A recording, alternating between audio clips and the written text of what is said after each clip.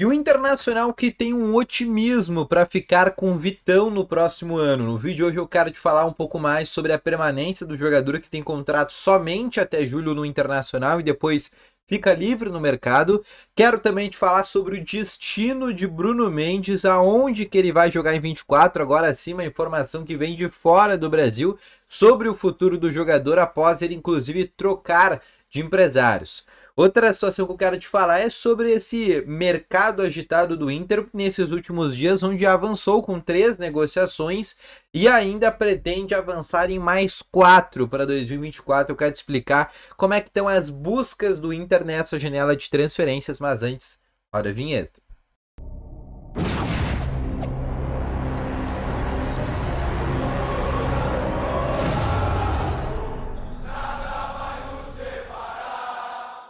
Bom dia, Colorado! Sejam muito bem-vindos aqui com novas informações sobre o Internacional. E só antes de começar esse vídeo, não esqueça já de deixar o teu gostei, te inscrever no canal e ativar também o sininho de notificações, que é muito importante. Assim, sempre que tiver vídeo novo, teu celular vai ser sempre notificado, tá bom?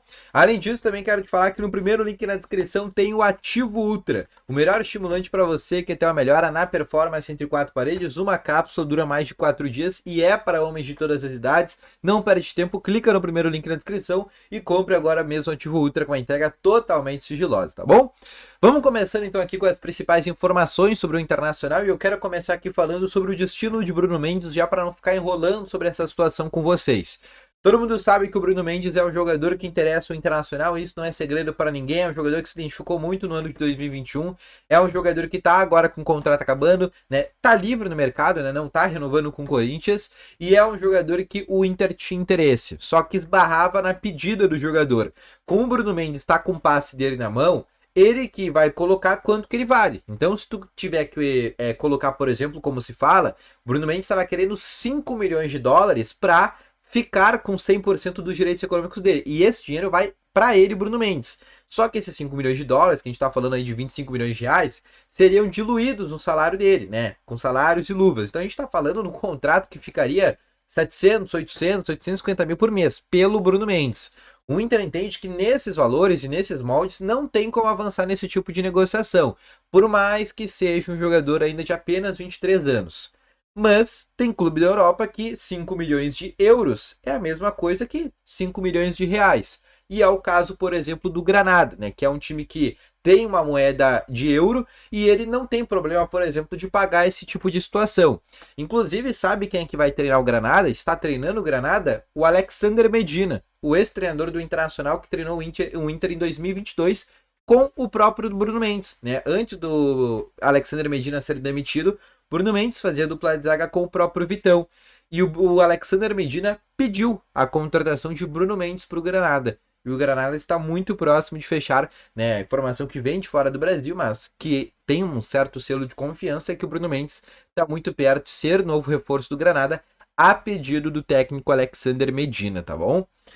Falando sobre um outro zagueiro, permanência do Vitão, que também tem uma situação parecida com a do Bruno Mendes. Por quê? O Vitão também fica livre no mercado em julho e ele também fica com o passe dele na mão. E ele também está pedindo o mesmo valor do Bruno Mendes. O empresário de jogador, que é o Juliano Bertolucci, falou que para comprar o Vitão, né, o passe dele, que vai ficar com ele, precisa pagar de algo em torno de 25 a 30 milhões de reais. A gente está falando de algo em torno de 5 a 6 milhões de euros, tá? E aí, hoje, o Bruno Mendes tem um salário no Inter, né, na casa de 300 a 400 mil por mês. Com essa pedida do jogador pelos 100% dos direitos econômicos dele, a gente está falando num salário que quase deve dobrar, né? Porque as luvas, a não ser que o Inter pague esse valor à vista para ele, e aí o salário dele pode continuar sendo normal, mas se o Inter quiser pagar essas luvas, por exemplo, diluídas no salário, aí sim vai ser um salário que vai aumentar de uma maneira bem drástica. E além disso, o Valência e o Real Betis são 2 clubes que estão interessados na negociação do próprio Vitão, porque para eles é uma baita de uma jogada, né? Porque, como eu falei, a moeda deles é o euro, né? 5 milhões de euros para ele é como se fossem 5 milhões de reais para nós. É uma situação econômica totalmente diferente. Então, nesse momento, né, o Vitão tem essa indecisão, essa indefinição quanto a uma permanência. Dentro dos bastidores do Internacional, o Inter tem um otimismo para ficar com ele no próximo ano. O Inter tá otimista que vai ter o Vitão pro próximo ano. Tá, mas então tu tá querendo dizer que o Inter vai pagar 30 milhões pro Vitão permanecer. Bom, se o Inter tá otimista é porque o Inter realmente quer fazer esse tipo de investimento. E aí o Inter escolheu, entre Bruno Mendes e Vitão, fazer um investimento, por exemplo, no Vitão. E o Vitão também é um jogador novo. A gente tá falando, e inclusive é mais novo que o Bruno Mendes. O Vitão tem ainda apenas 23 anos. Também é um jogador que tem um potencial imenso de futura venda.